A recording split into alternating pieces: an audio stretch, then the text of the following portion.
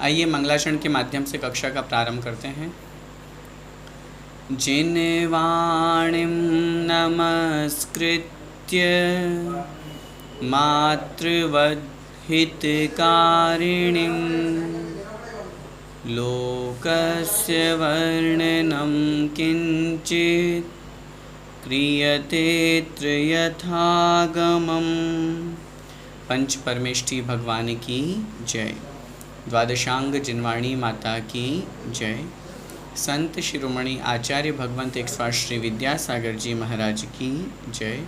परम पूज्य गुरुदेव मुनिपुंगव श्री 108 सुधा सागर जी महाराज की जय। अढ़ाई द्वीपस्थ समस्त मुनिराजों की जय।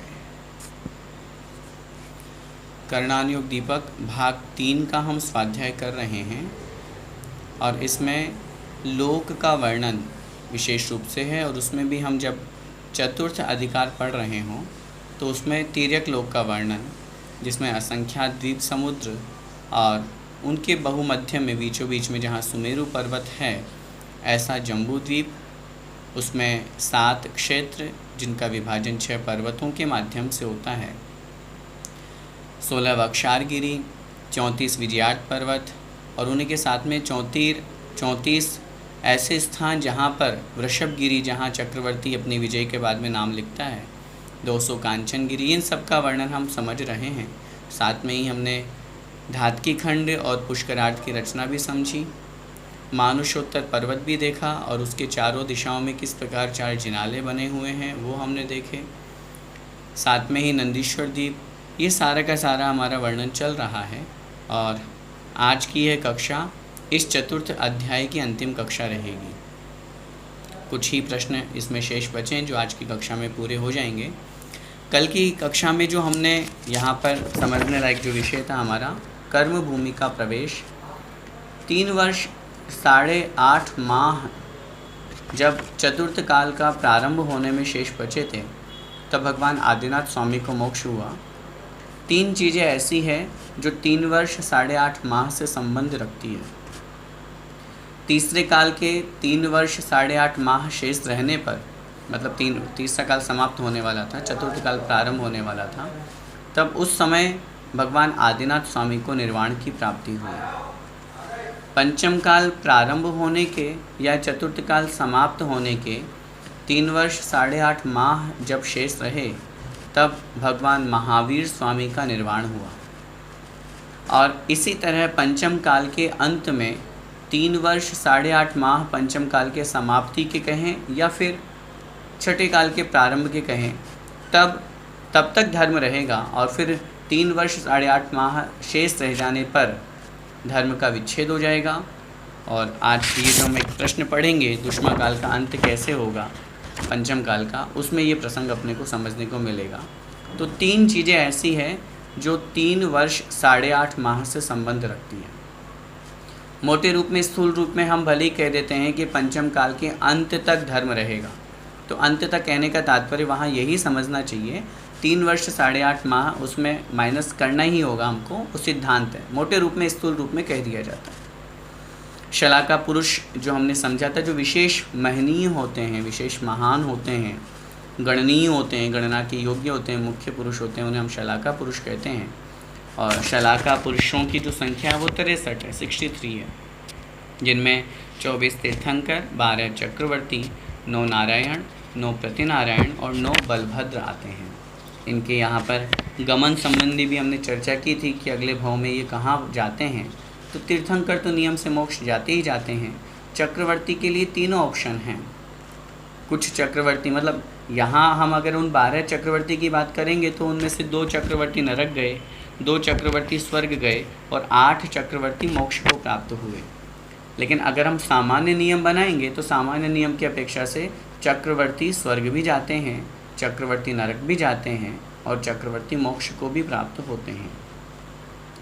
नारायण प्रतिनारायण के नियम लगाएंगे शलाका पुरुष की अपेक्षा से, तो नारायण और प्रतिनारायण नियम से जन्म से ही ये उनके अंदर परिणाम होते हैं और एक दूसरे के बैरी होते हैं, दुश्मन होते हैं।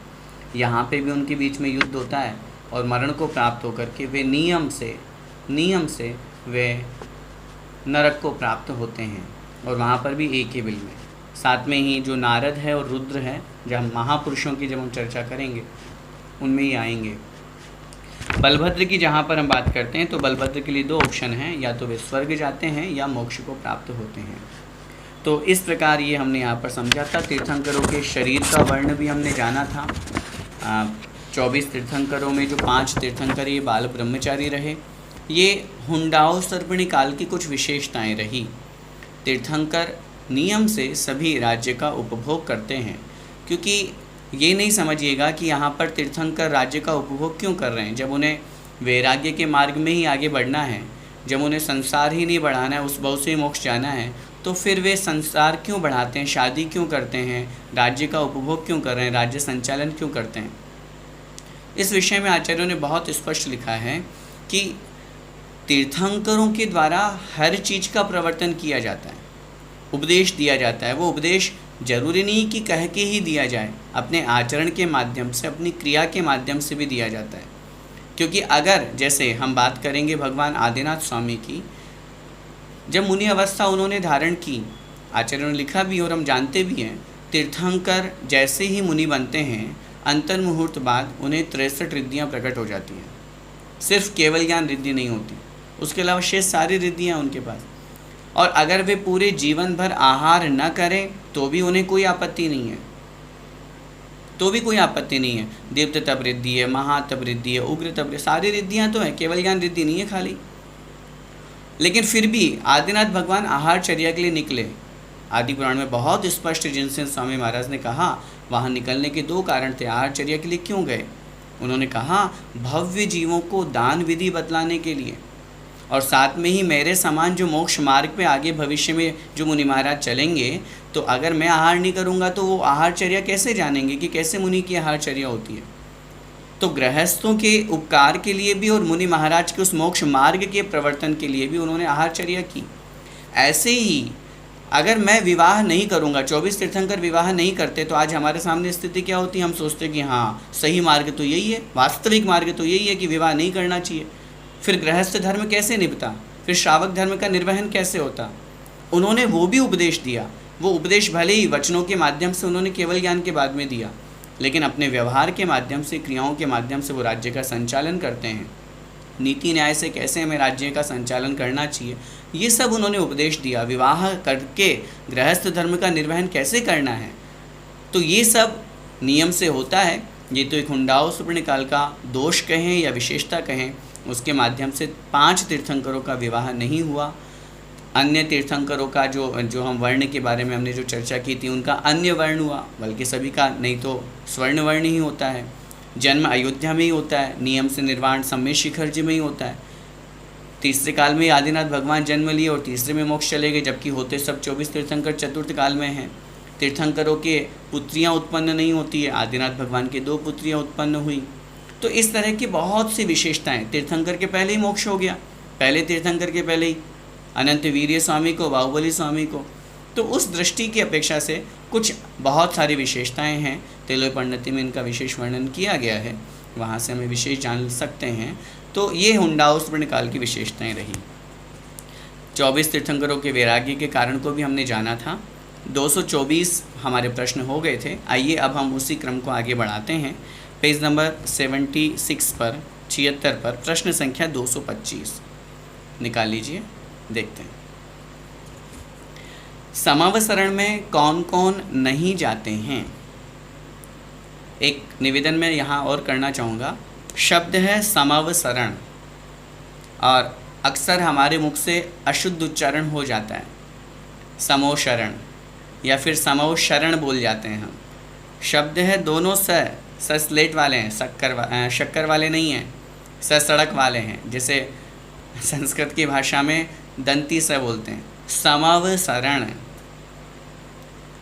सम अवसरण, जहाँ सभी जीवों को समान अवसर प्रदान हो, कोई छोटा बड़ा नहीं होता। वहाँ भगवान के सामने पूरी 12 सभाएं जो लगी हुई है, उन 12 सभाओं में ऐसा नहीं है कोई छोटा कोई बड़ा। वहाँ आसन नहीं लगे हुए, गणधरों के लगे हैं, तीर्थंकर के लिए लगे हैं, लेकिन राजा भी वहीं उसी बराबर बैठा हुआ है। तो प्रजा का एक जो गरीब व्यक्ति है वो भी वहीं बैठ कर के भगवान के प्रवचन सुन रहा है।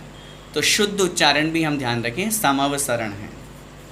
समवसरण में कौन कौन जीव नहीं जाते हैं? उत्तर, समवसरण में मिथ्या दृष्टि, अभव्य और असंगी जीव कदापि नहीं जाते हैं तथा अनध्यवसाय से युक्त, संदेह से युक्त और विविध प्रकार की विपरीतताओं वाले जीव भी नहीं जाते हैं। सबसे पहले हम 3 शब्दों पर चर्चा करें, मिथ्या दृष्टि, अभव्य और असंगी। असंगी जीव के तो जाने का सवाल ही नहीं है। असंगी जीव तो क्यों जाएगा? जब उसके मन ही नहीं है, शिक्षा और उपदेश ग्रहण करने की उसमें शक्ति ही नहीं है, तो उनका प्रवेश समवसरण में नहीं होता। एकेंद्रीय जीव तो चूँकि लोक में सर्वत्र हैं, तो जहाँ समवसरण विराजमान है, लगा हुआ है, तो वहाँ भी वो हैं, और जहाँ तीर्थंकर वहाँ भी हैं। तो आप ऐसा मत समझिएगा कि एकेंद्रियों को तो आपने एंट्री दे दी, वो तो सब जगह है, वो तो बिन बुलाए मेहमान है, वो तो पूरे तीनों लोकों में कहाँ नहीं है एकेंद्रीय जीव। तो उनकी यहाँ चर्चा नहीं है। विशेष रूप से 2 इंद्रिय से लेकर के असंगी पंचेंद्रिय तक के जो जीव होते हैं वे समवसरण में प्रवेश नहीं करते हैं, वहाँ विकलत्र जीव भी नहीं पाए जाते हैं और असंगी पंचेंद्रिय जीव भी वहाँ नहीं पहुँचते हैं। दूसरे हैं अभव्य जीव। जब हम हरिवंश पुराण में समवसरण के बारे में विशेष वर्णन जो उसमें दिया हुआ है उसमें पढ़ते हैं, तो वहाँ वर्णन लिखा हुआ है, जब हम मानस्तंभ से आगे प्रवेश करते हैं तो एक भव्य कूट बना हुआ है। उसकी विशेषता आचार्य भगवान ने वहाँ पर स्पष्ट रूप से की कि भव्य कूट का मतलब है कि इसके आगे भव्य जीव ही प्रवेश करते हैं। अभव्य जीवों का प्रवेश बस यहीं तक है, इसके आगे नहीं है। तो वो दृष्टि हमको यहाँ पर समझनी चाहिए। समवसरण का तात्पर्य पूरे समवसरण में नहीं है, ऊपर तक तो पहुँच सकते हैं, लेकिन उस भव्य कूट के आगे उनका प्रवेश नहीं होता है। जहाँ सभाएं लगती है, जहाँ पर देशना का लाभ मिलता है, वो वाला स्थान। एक तीसरी बात जो यहाँ मिथ्या दृष्टि जीव की गई है, इसमें आचार्यों के अलग अलग मत हैं। कुछ आचार्य ऐसा मानते हैं कि मिथ्या दृष्टि जीवों का वहाँ पर प्रवेश नहीं होता है, और कुछ आचार्य ऐसा मानते हैं कि नहीं, मिथ्या दृष्टि जीव वहाँ प्रवेश करते हैं। इस संबंध में चूँकि मतांतर है, और जब हम वैसे तो चूँकि सभी आचार्य हमारे लिए वंदनीय हैं और उनका प्रमाण हमारे लिए मान्य है, हम किसी आचार्य के ऊपर ये प्रश्न नहीं लगा सकते कि उन्होंने ऐसा क्यों लिखा।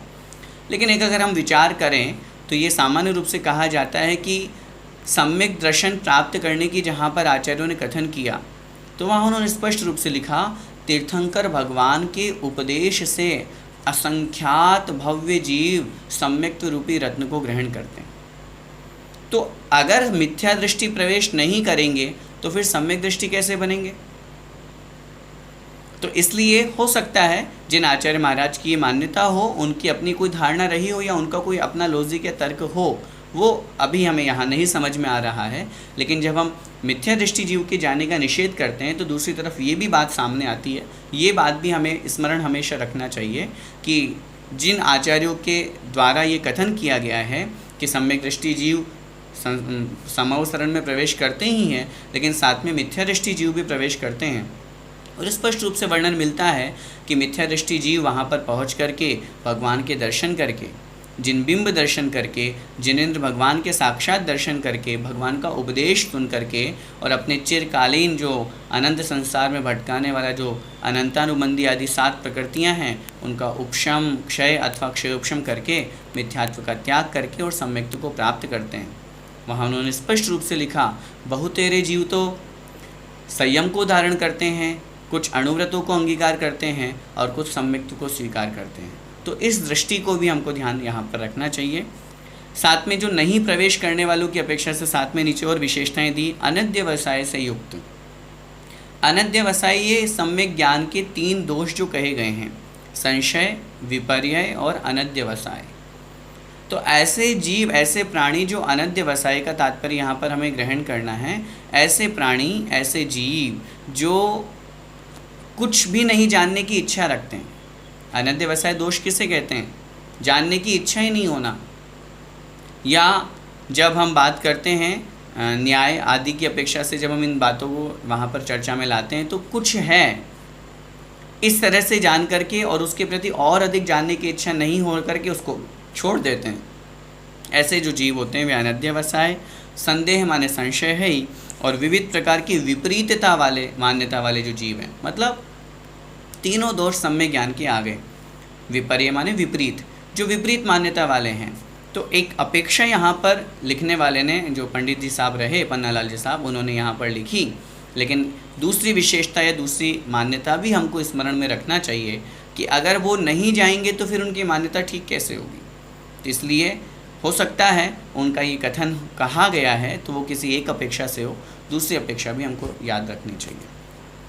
आगे देखिए 226 प्रश्न नंबर, समवसरण की क्या विशेषता है? उत्तर, समवसरण के कोठों के क्षेत्र से यद्यपि जीवों का क्षेत्रफल असंख्यात गुना है, तथापि वे सब जीव जिनेंद्र देव के महात्म्य से एक दूसरे से अस्पृष्ट रहते हैं। क्या मतलब हुआ?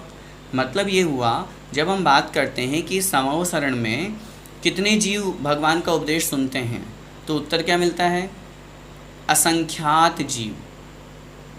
कम ज़्यादा नहीं, असंख्यात जीव। अब असंख्यात जीव हैं, ठीक है, मानते हैं, उसमें से ज़्यादा संख्या तो देव और देवियों की ही है, उनके स्थान भी ज़्यादा है, कोठा भी स्थान भी ज़्यादा है। 12 में से 8 स्थान तो उन्हीं के हैं, शेष 4 स्थान हमारे हैं। उनमें से मुनि महाराज का स्थान अलग है, आरिका माता जी और श्राविका का एक है, हम पुरुषों का एक अलग, श्रावकों का है, और एक तिर्यंचों का है। इस तरह से 12 सभाएं होती है। स्थान उनका ज़्यादा भले ही है, लेकिन फिर भी टोटल संख्या करने पे भी असंख्यात, और मनुष्य तिर्यंच भी कौन से कम पहुँच रहे हैं। अब भगवान महावीर स्वामी के समोषण की बात करें तो वो तो 1 योजन का था, 4 कोस का। अब 4 कोस में इतने सारे जीव कैसे प्रवेश कर जाते हैं? तो यहाँ जो बहुत स्पष्ट लिख रहे हैं, ये जिनेंद्र देव के महात्म्य से, ये विशेषता होती है वहाँ पर।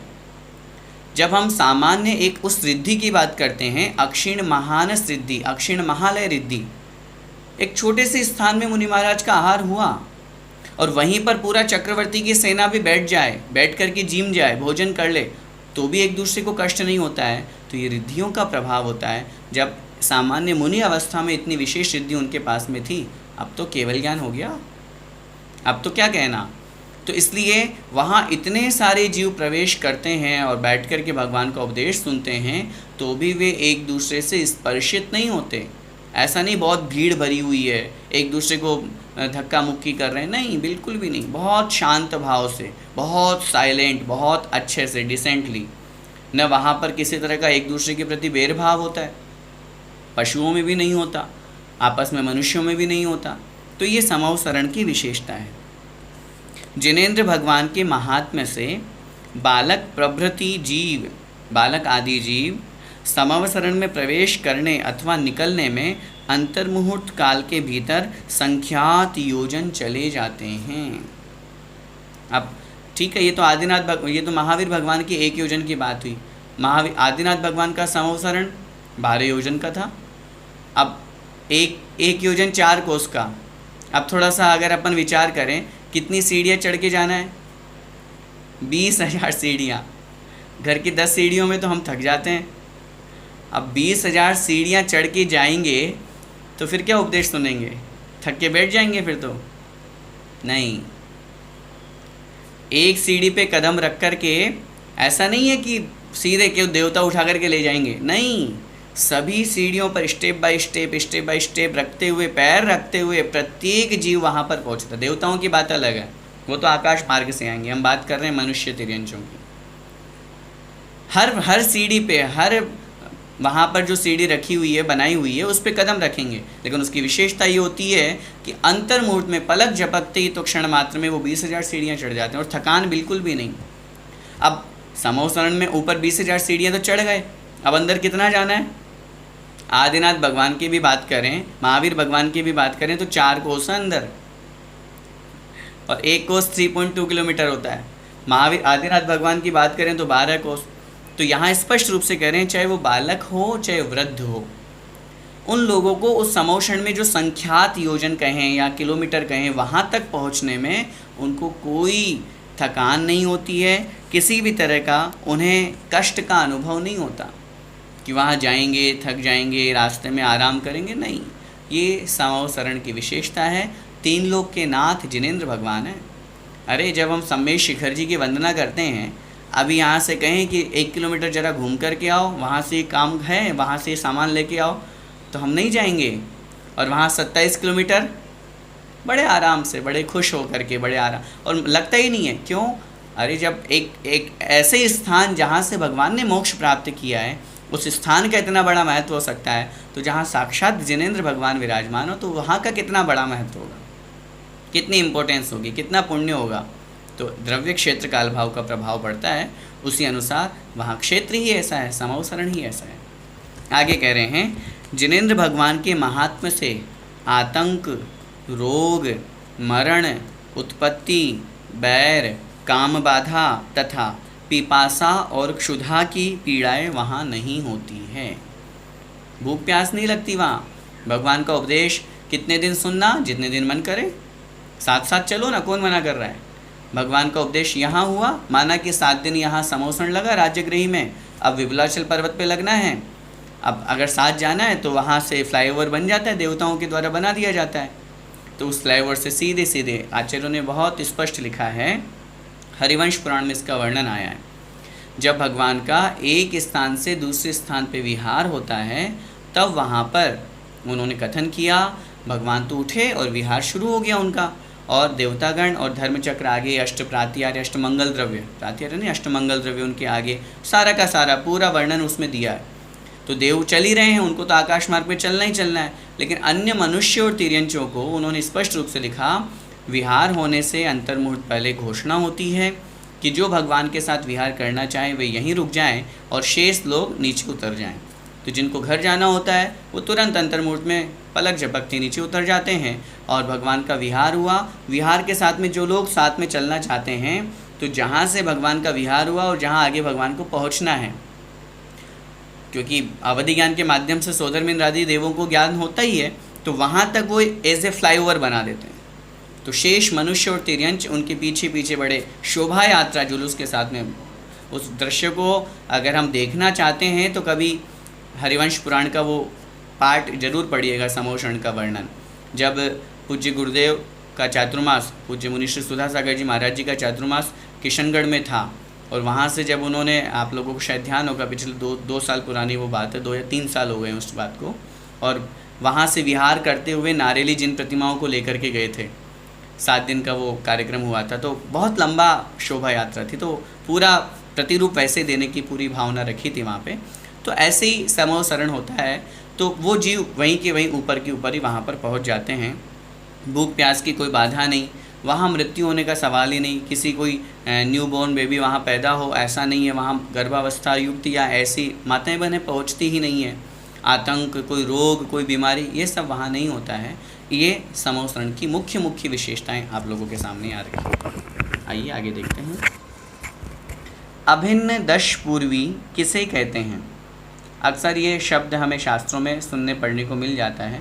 उत्तर दे रहे हैं, 10 पूर्व पढ़ने में रोहिणी आदि महाविद्याओं के 500 और अंगुष्ठ प्रसेन आदि क्षुद्र मतलब छोटी विद्याएं, लघु विद्याओं के 700 देवता आकर के आज्ञा मांगते हैं। इस समय जो महर्षि जितेंद्रिय होने के कारण उन विद्याओं को की इच्छा नहीं करते हैं, वे अभिन्न दश पूर्वी कहलाते हैं। आचार्यों ने कथन किया, जैसे ही वो विद्याएं सामने आती है तो महर्षि मुनि महाराज अगर उनको ग्रहण कर लेते हैं, तब तो वे अपने गुणस्थान से भी पतित हो जाते हैं और उन विद्याओं से भी छूट जाते हैं, और वे कहलाते हैं भिन्न दश पूर्वी। वो भिन्न दश पूर्वी हो जाते हैं, फिर वो आगे नहीं बढ़ पाते हैं। लेकिन जो महान मुनि महाराज होते हैं, जिन्हें विद्याएं, चूँकि वो स्वयं आ रही, उन्होंने विद्या सिद्ध करने के लिए इस 10वें पूर्व का पाठ नहीं किया। जो 10वां पूर्व है, इस 10वें पूर्व का पाठ, विद्यानुवाद नाम का पूर्व है ये 10वां। इस विद्यानुवाद पूर्व को पढ़ने के लिए, उन्होंने विद्या को सिद्ध करने के लिए 10वें पूर्व का पाठ नहीं किया है, बल्कि वो कंटिन्यू उन पूर्वों को पढ़ रहे हैं। और पढ़ते पढ़ते तपस्या के माध्यम से, ये भी हमको ध्यान रखना है, रिद्धि सिद्धि सिर्फ तपस्या से ही प्रकट नहीं होती, स्वाध्याय से भी, ज्ञान से भी प्रकट होती है। सम्यक दर्शन, सम्यक ज्ञान और सम्यक चारित्र, इन तीनों के माध्यम से शक्तियाँ प्रकट होती है। पढ़ा है ना अपन ने, सम्यक दर्शन के प्रभाव से देवता भी झुकते हैं चरणों में। सिर्फ मात्र सम्यक दर्शन, ज्ञान नहीं है। यहाँ ज्ञान की हमने चर्चा की, विद्यानुवाद पूर्व ज्ञान के माध्यम से विद्याएं सामने प्रकट हो गई, देवी देवता प्रकट हो गए, और चारित्र के सामने तो सब झुकते ही झुकते हैं, 3 लोग पूरा झुकता है। तो इस प्रकार जो ग्रहण नहीं करते हैं ऐसे महान मुनि महाराज आगे बढ़ जाते हैं और अभिन्न दशपूर्वी कहलाते हैं, और जो उन विद्याओं को ग्रहण कर लेते हैं वे अपने गुणस्थान से भी गिर जाते हैं और विभिन्न दशपूर्वी कहलाते हैं। आगे, महापुरुष कितने होते हैं? उत्तर, महापुरुष 169 होते हैं, 169। वो कैसे, देखिए। तीर्थंकर 24, उनके गुरुजन अर्थात माता पिता 24 और 24, 24 माताएं 24 पिता, 48 हो गए कुल। चक्रवर्ती 12 है, बलदेव या बलभद्र कहें 9, नारायण 9, प्रतिनारायण 9, रुद्र 11 है, कामदेव 24 और कुलकर 14 है। ये सब 169 भव्य पुरुष नियम से सिद्ध होते हैं। इसमें 9 नारद छूट गए हैं, नहीं लिख पाए हैं, आप अपनी कॉपी में या किताब में नोट कर लीजिए ताकि संख्या पूरी हो जाए। नारद 9। इस प्रकार ये कुल मिलाकर के 169 169 महापुरुष हुआ करते हैं। अगर इनमें से हम बात करें, तीर्थंकर नियम से उस भव से मोक्ष जाते ही जाते हैं। तीर्थंकर के माता पिता निकट भव्य होते हैं। चक्रवर्ती के संबंध में हम पहले पढ़ के आ चुके हैं, स्वर्ग, नरक अथवा मोक्ष। बलभद्र जो होते हैं वो स्वर्ग अथवा मोक्ष। नारायण, प्रतिनारायण और जो रुद्र है और साथ में 9 नारद भी हम ग्रहण करेंगे तो ये नियम से नरक। कामदेव 24, कामदेव के लिए भी स्पष्ट रूप से कथन किया है कि वो स्वर्ग अथवा मोक्ष को प्राप्त होते हैं। और कुलकर जो है 14, ये मोक्ष को तो प्राप्त नहीं होते लेकिन स्वर्ग को प्राप्त होकर के और अगले भवों में नियम से, क्योंकि कुलकर 14 सब भोगभूमि में पैदा होते हैं और वहाँ से निकल करके सबको दूसरे स्वर्ग तक जाना ही जाना है, उस दृष्टि को यहाँ पर लगाया गया है। और आगे कह रहे हैं ये भव्य पुरुष नियम से सिद्ध होते हैं, उस भव से नहीं। इस बात को यहाँ समझ लेना है, उस भव की यहाँ चर्चा सॉरी, उस भव की यहाँ चर्चा नहीं चल रही है। ये अगले भवों में निकट भव्य हैं, क्योंकि ये महापुरुष हैं। जैसे 63 शला का पुरुष ये गणनीय पुरुष है, मुख्य पुरुष हुआ करते हैं, ऐसे ये विशेष पद हैं। अब भले ही ठीक है, रुद्र कहें या नारद कहें या नारायण प्रतिनारायण, इनमें ये पापी जीव जरूर होते हैं। रुद्र जैसा कि अपन जानते भी हैं कि मुनि और आरिका के संयोग से उत्पन्न होते हैं, तो भले ही ठीक है वो एक गलत रूप में उपस्थित हुए हैं, लेकिन एक महापुरुष के रूप में तो वो हैं। महापुरुष उनको इसलिए कहा गया है क्योंकि वो आगे भविष्य में मोक्ष को प्राप्त करेंगे, और जो जीव उत्पन्न हुआ है उसका थोड़ी ना दोष है, दोष उन मुनि आरिका का है जो भ्रष्ट हो गए हैं। तो उस दृष्टि से, लेकिन ये ताकतवर होते हैं, इनमें शक्ति बहुत होती है, ये अंगपूर्वों का ज्ञान प्राप्त करते हैं। तो इस दृष्टि से चूँकि वो विद्याओं को ग्रहण करने से भ्रष्ट हो जाते हैं, इसलिए इनको नरकगामी बताया गया है। तो है महापुरुष, उस श्रृंखला में, उस श्रेणी में अपन को यहाँ पर इनको समझना चाहिए। अगला प्रश्न, दुष्मा काल का प्रारंभ कब हुआ और अंतिम केवली कौन हुए? उत्तर, वीर जिनेन्द्र का निर्वाण होने के पश्चात 3 वर्ष 8 मास और 1 पक्ष व्यतीत हो जाने पर दुष्मा काल का प्रारंभ होता है। जो 5वां काल हमारा प्रारंभ हुआ, ये कब हुआ? भगवान महावीर स्वामी के मोक्ष हो जाने के 3 वर्ष 8.5 माह बाद 16वें दिन से ये पंचम काल का प्रारंभ हुआ। आगे कह रहे हैं, महावीर स्वामी के सिद्ध होने के बाद गौतम स्वामी, सुधर्मा स्वामी एवं जम्बू स्वामी 3 अनुबद्ध केवली हुए। अंतिम श्रीधर केवली हुए जो कुंडलगिरी से सिद्धि को प्राप्त हुए।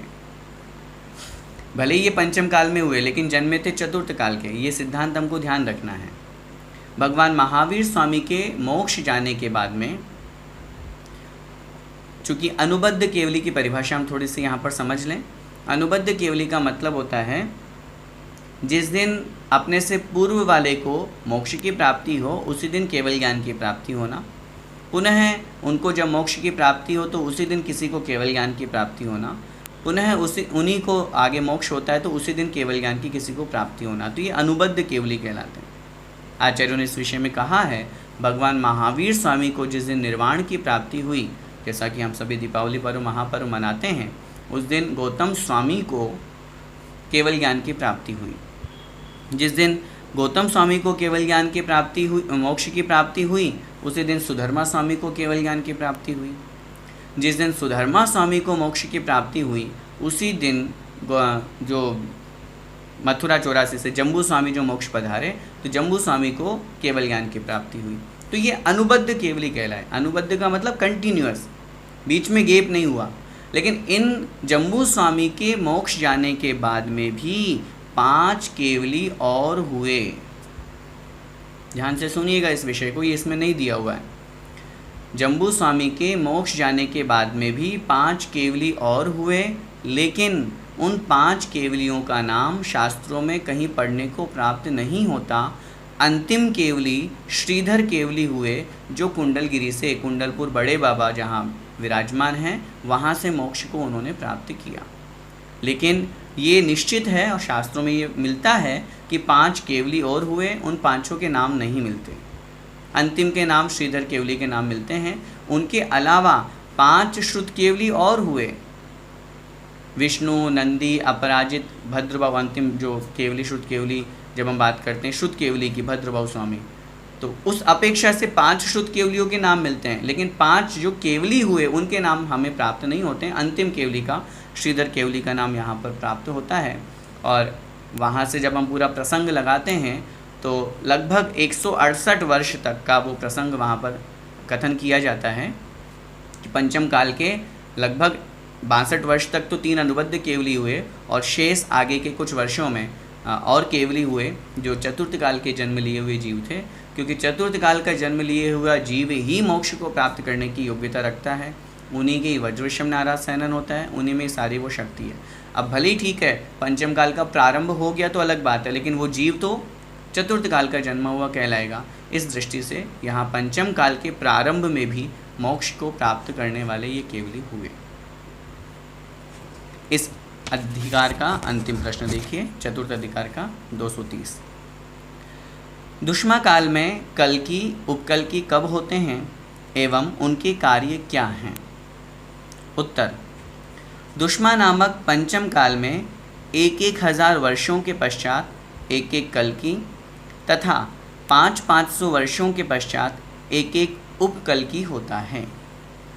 ये नियम है कि 1000 वर्ष बाद में एक कल्कि होंगे और प्रत्येक 500 वर्ष बाद में एक उपकल्कि होंगे। इसका मतलब हुआ 21 कल्कि और 21 उपकल्कि। 21 कल्कि, 500 वर्ष निकले उपकल्कि हो गए, फिर 500 और निकले तो 1000 हो गए, तो कल्कि जन्म लेगा। फिर 500 के बाद में 1500 आएंगे तो फिर वापस उपकल्कि का जन्म होगा। फिर 2000 तक आ जाएंगे, 500 और निकले तो फिर कल्कि का जन्म होगा। तो इस तरह से 21,000 वर्ष का ये पंचम काल है हमारा। इसमें हर 1000 वर्ष बाद में एक कल्कि होना है और प्रत्येक 500 वर्ष बाद में एक उपकल्कि होना है। इस दृष्टि से यहाँ पर 21 कल्कि और 21 उपकल्कि यहाँ पर राजा होते हैं। क्या करते हैं ये देखिए। कल्कि उन्मार्गाभिमुख होते हैं। उन्मार्ग अभिमुख, उन्मार्ग का मतलब मिथ्या मार्ग, गलत मार्ग, अभिमुख मतलब चलने वाले, उसका पोषण करने वाले। जो गलत रास्ता है, गलत मार्ग है, उसको अपनाने वाले होते हैं, उस मार्ग पर बढ़ने वाले होते हैं। कल्कि अपने मंत्रीगणों से पूछते हैं कि कौन हमारे वश में नहीं हैं। मंत्रीगण बोलते हैं, बोले निर्ग्रंथ साधु नहीं हैं। अब ये बात चल रही है अंतिम समय की, अंतिम कल्कि की। ये तो चर्चा हो गई कि एक एक इस तरह से कल्कि उपकल्कि होते हैं। अब अंतिम कल्कि क्या करता है वो बता रहे हैं। तो मंत्रीगण बोले निर्ग्रंथ साधु नहीं है हमारे वश में, वे शास्त्रानुसार भिक्षावृत्ति से भोजन लेते हैं। मंत्री के ऐसे वचन सुनकर कल्कि ने मंत्रियों सहित नियम बनाया कि उन निर्ग्रंथों के पाणिपुट में रखा गया प्रथम ग्रास टैक्स के रूप में ग्रहण किया जाए। मंत्रियों सहित नियम बनाने का तात्पर्य है मंत्री भी टैक्स देगा, सबके लिए नियम बनाया ताकि कोई ये ब्लेम ना करे, ताकि कोई ये ना कहे कि आपने सिर्फ मुनि महाराज पे टैक्स क्यों लगा दिया। मंत्रियों से प्रत्येक पूरे हर, जब राजा के ऊपर या मंत्रियों के ऊपर भी टैक्स लगेगा तो इसका मतलब सबके ऊपर लगना है। तो इस तरह दुर्भावना के साथ में उन्होंने सबके ऊपर टैक्स लगाया। और जब मुनि महाराज की बात आई तो मुनि महाराज के पास में तो कुछ होता नहीं है, उनके पास तो पिछी कमंडल है और तो कुछ है नहीं है, वस्त्र परिग्रह वो अपने पास में रखते नहीं है, रुपया पैसा कुछ रखते नहीं, तो फिर वो क्या देंगे टैक्स में। तो वहाँ पर राजा ने कहा कि ठीक है, तुम्हारा क्या है। तो उन्होंने कहा जब हम आहार ग्रहण करते हैं तो ग्रास हमारा होता है। तो राजा के कहने पर दुर्भावना देखिए मिथ्यामति कैसे मति मारी जाती है लोगों की। उसने कहा ठीक है, ये ग्रास आपका है तो ये ग्रास टैक्स के रूप में राजा को दीजिए। और उन्होंने अपनी अंजुलि में आया हुआ वो ग्रास वो राजा को, मंत्री को टैक्स के रूप में दे दिया जाता है। प्रथम ग्रास कर रूप में मांगे जाने पर मुनि आहार छोड़कर वन में चले जाते हैं। ये एक बहुत महत्वपूर्ण बात हमको यहाँ पर समझनी है कि पानी पात्र में अपने अंजुलि में आया हुआ आहार मुनि महाराज किसी को देते नहीं हैं। अगर देते हैं तो फिर उसके बाद आहार करते नहीं हैं, फिर अंतराय माना जाएगा। आजकल कुछ प्रसंग ऐसे देखने में आ रहा है हमारे सामने जिसमें मुनि महाराज अपने विशेष भक्तों को अपनी अंजुलि में आया हुआ आहार प्रसाद के रूप में दे देते हैं। वो गलत है, बिल्कुल ठीक नहीं है आगम के अनुसार। इस अपराध को सहन करने में असमर्थ असुरपति वज्रायुध द्वारा कल्कि को मार डालते हैं। कल्कि का पुत्र असुरपति की शरण में आकर असुरेंद्र के द्वारा किए हुए जैन धर्म के महात्म्य का प्रत्यक्ष फल देखकर सम्यक दर्शन रूपी रत्न को धारण करता है। ये एक उस अंतिम समय की कहानी चल रही है जब पंचम काल का अंत होगा। तो असुरपति से यहाँ तात्पर्य है, या जो शब्द का प्रयोग किया ना असुरपति, मतलब वहाँ का जो रक्षक देव है, जो देव व्यंतर आदि देवों में होते हैं, भवनवासी आदि देवों में, वो देव आकर के जब वो इस तरह का कृत्य देखेगा कि मुनि के ऊपर इस तरह का उपसर्ग हो रहा है, मुनि के ऊपर इस तरह से अत्याचार की, उनके हाथ से ग्रास निकाल लिया, टैक्स के रूप में उनसे मांग लिया, तो उस दृष्टि से वो फिर उनको मार डालता है। और फिर मारने के बाद में जब उनका बेटा जो होता है, कल्कि का राजा जो राजकुमार होता है, वो जब, क्योंकि आगे वही संभालने वाला था, लेकिन जब उसने समझा कि अरे जैन धर्म इतना महान है कि मुनि महाराज की रक्षा करने वाले देवता भी सामने उपस्थित होते हैं, तो ऐसी स्थिति में फिर वो जाकर के उनकी शरण में हाथ जोड़ करके क्षमा याचना करता है और सम्यक दर्शन को स्वीकार कर लेता है। इस प्रसंग को यहाँ पर पूरा नहीं दिया, लेकिन और भी हम ग्रंथों से जब पढ़ते हैं तो जिस दिन ग्रास लिया जाता है उसी दिन रात्रि में अग्नि की समाप्ति हो जाती है। कथन किया आचार्यों ने कि उसी दिन रात में अग्नि समाप्त हो जाती है और मुनि, आरिका, श्रावक, श्राविका चारों पूर्ण रूप से समाधि मरण को, मतलब या संलेखना को धारण करने का भाव बना लेते हैं। वो जान लेते हैं कि अब पंचम काल का अंत निकट आ गया है। ऐसी स्थिति में अब हमारी चर्या का पालन नहीं होगा और अग्नि समाप्त हो जाती है और धीरे धीरे इस तरह से करते हुए पंचम काल का अंत हो जाता है। मैंने पहले भी एक प्रसंग में आप लोगों से निवेदन किया था, इस प्रसंग से ये स्पष्ट हो गया कि पंचम काल के अंत तक भी सच्चे मुनि महाराज पाए जाते हैं। आचार्यों ने तो कथन भी किया है, वीरांगज नाम के मुनि महाराज, सर्वश्री नाम की आरिका, श्रावक और श्राविकाओं के भी नाम वहाँ पे दिए हुए हैं। तो ये सब बातें अपने को यहाँ पर समझ करके, अभी तो पंचम काल के लगभग 2500 वर्ष ही निकले हैं। पहले बहुत अफवाह चली थी, बहुत तरह की बातें हुई थी कि इस तरह से पूरी पृथ्वी समाप्त हो जाएगी, सब कुछ नष्ट हो जाएगा। तो इसलिए जैन धर्म की, जैन दर्शन की, जैन शास्त्रों की जितनी भी बातें हम पढ़ रहे हैं, पढ़ते हैं, मैं निवेदन करूं इनके ऊपर हमें अटल श्रद्धान करना चाहिए, विश्वास करना चाहिए। जब सन 2000 नहीं आया था तो बहुत अफवाहें उड़ी थी, 2010 में भी बहुत अफवाहें उड़ी थी कि अब कुछ कोई नहीं बचेगा। सब हैं और घबराने की कोई आवश्यकता नहीं है। ये महामारी वर्तमान में भले ही है, लेकिन इसका मतलब ये नहीं है कि ये सब कुछ नष्ट कर देगी। पंचम काल के अंत तक ये जो स्थान हम बता रहे हैं, जो काल हमारा चल रहा है, 3 वर्ष 8.5 माह तक धर्म रहेगा, मतलब रहेगा, चाहे कोई भी व्यक्ति रहे, कम लोग रहें, लेकिन रहेगा। ये सत्य है। और जैन धर्म के इन सिद्धांतों के ऊपर, शास्त्रों की बातों के ऊपर हमें पूर्ण रूप से विश्वास करके, श्रद्धान करके अपने जीवन में सम्यक दर्शन रूपी रत्न को ग्रहण करना चाहिए।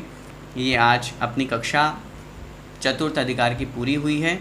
मैं आप लोगों से निवेदन करूंगा, आप सभी लोगों ने इसे बहुत अच्छे से पढ़ा है, समझा है, तो आप इस विषय को समझिए, क्योंकि इसमें चित्र बहुत अधिक रूप में थे।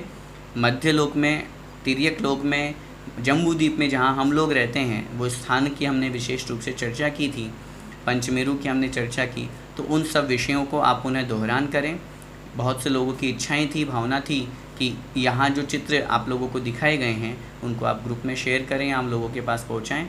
तो आज ये चूँकि अधिकार पूरा हो गया तो उनको हम ठीक करके आप लोगों तक ग्रुप के माध्यम से उन चित्रों को आप तक पहुँचा देंगे। आप सभी लोग उसके माध्यम से अपना रिवीजन करें।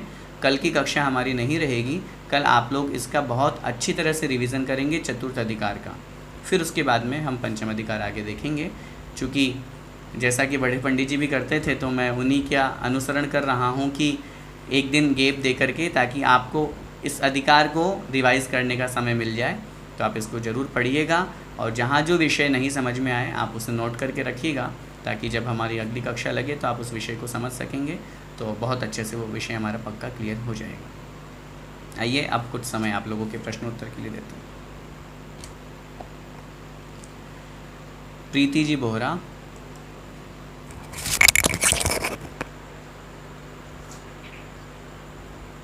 भैया जी बोलिए। भैया जी, देवपुरु उत्तरपुरु में शालमली वृक्ष और जम्बू वृक्ष होते हैं, तो उसमें जिन मंदिर होते हैं, तो वो उत्तम भोग भूमि होती है, तो क्या वहाँ के लोग सम्यक जिन दर्शन से सम्यक दर्शन प्राप्त कर सकते हैं? नहीं, इस विषय में चूंकि आचार्यों ने कथन किया है कि भोग भूमि के जीवों को सम्यक दर्शन की उत्पत्ति में कहीं पर भी उन्होंने उसका निमित्त नहीं बताया जिनबिंब दर्शन का।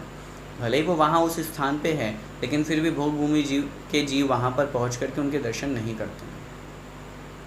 कल परसों प्रणाम सागर जी महाराज ने यही बताया था कि देवपुरु उत्तरपुरु के लोग दर्शन प्राप्त करते हैं। क्या बताया उन्होंने, वहाँ कर सकते हैं? हाँ, उत्तरपुरु और देवपुरु में जिन दर्शन का करके दर्शन प्राप्त करते हैं। अच्छा, ठीक है।